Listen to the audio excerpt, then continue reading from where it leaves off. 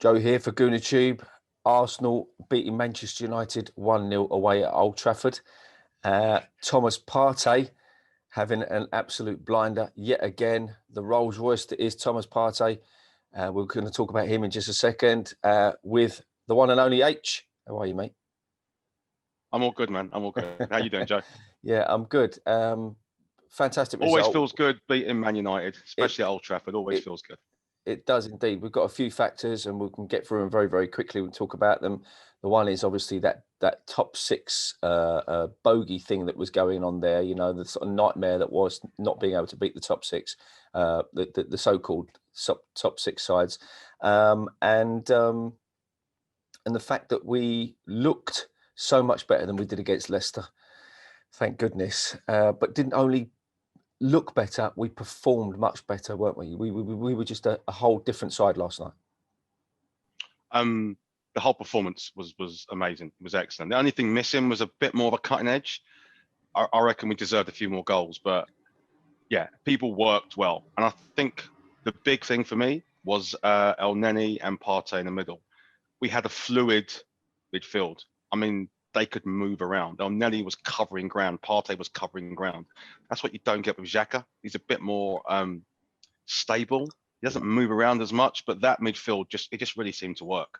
And the game plan worked, and we bossed them. Also, I don't think Man United were at their best either.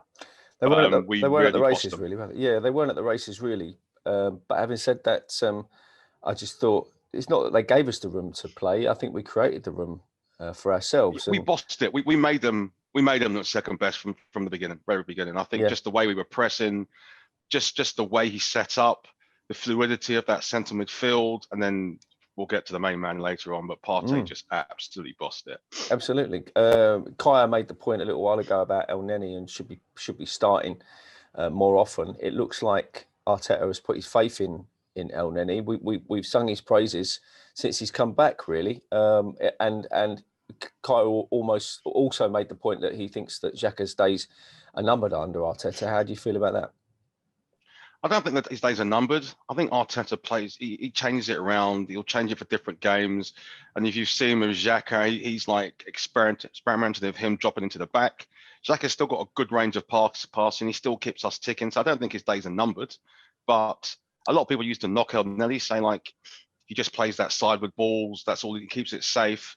But he just seems younger and fitter. He's getting around that pitch. Like at the end, when he ran down, he covered basically the whole width of the pitch and then forced them to make an error. I mean, like Xhaka can't do that.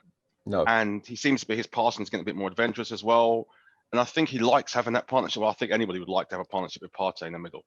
But yeah, so Elneny's days, he's looking good. Yeah. I mean, Elneny is looking good, and that's the reason I asked you about the thing about Xhaka is that you know, under Arteta, if he's going to be playing Partey, then you're going to pretty much guarantee that Elneny is going to be keeping his place. So where does that leave Xhaka? That's the kind of point I was making. But the thing is, what do we do with the lineup? We're not always going to play a back three. Maybe we'll have three in midfield and Xhaka sits in. As I said, Xhaka can also slot in at the back if needed as well. So look, we've got a squad for a reason, and Arteta knows what he's doing. So let's not write off Xhaka yet. No, maybe not. We wonder where Danny Ceballos fits into that as well, somewhere. Well, once again, I said it's the squad, you know. So, you know, these guys will keep changing. We've got a lot of games in a short space of time. So let's just see. And it's competition. It's going to only make us better. I suppose so. But talking of one man that's obviously going to be sealing his place and stamping his authority in the team is one Thomas Partey.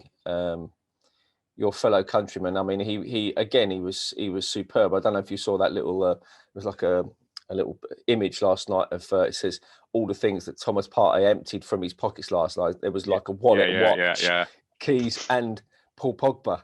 And Fernandes and McTominay. They're all in there. Pretty much all of them. And how does that make you feel? Look, I've been talking about Partey long before he came here, and he's even doing better than I expected at this early stage. I mean, he bosses that centre midfield. He wins challenges. If he loses the ball, he goes back in and gets it again. He can play it. He can dribble past players. He is the man in the middle there. He is. Yeah. He's definitely what we've been needing for a long, long time. He is like, even Roy Keane last night was comparing him to Vieira. He's just an ultimate midfielder. And when you get him on the ball, when we played Leicester, it was almost like, I don't know if he was just like holding the midfield and we were bypassing him. Get him on the ball. He can do stuff, you know? Yeah. So, yeah, we're going to see a lot more from him as well. I can imagine we will. That must really pain Roy Keane to say that he's comparing him with Vieira, especially after the run-ins that they had. He obviously knows what Arsenal have acquired here, so it's good news for us. If Roy Keane likes you, then you're obviously half decent.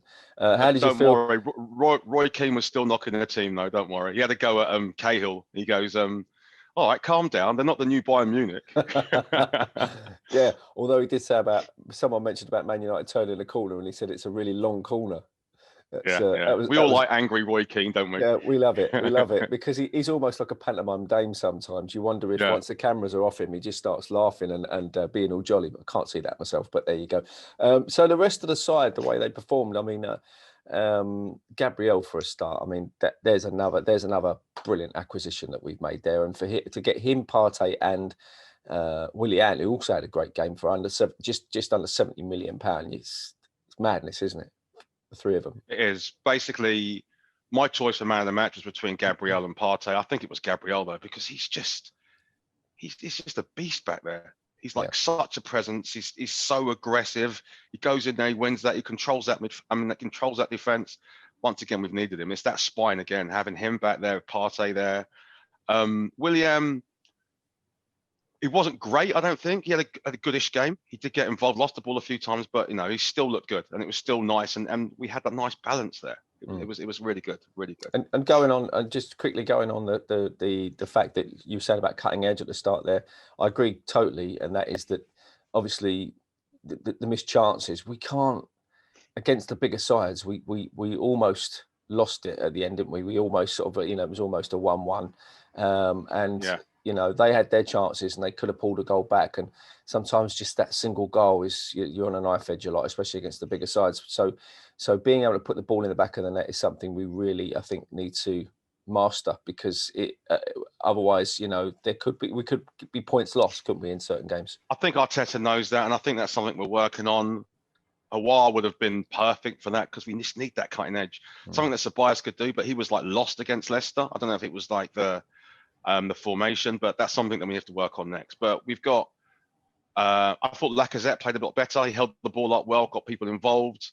We just need to get more to Aubameyang, but I think it's the way we're setting up, We're setting up to be number one, strong and solid defensively and aggressive in winning that ball. But stage 2 now is just to get that cutting edge, because we've got goal scorers there. It's coming. It's coming. I was just about to say exactly that. It's coming. It's coming. Yeah, so it's coming. Yeah. Coming. Let's see. It'd be interesting to see how we fare against the likes of Villa, and obviously we've got Mulder as well coming up. But things are looking up now. They are indeed. They are indeed, mate. Thanks, mate. Thanks a lot, mate. Come on, Arsenal.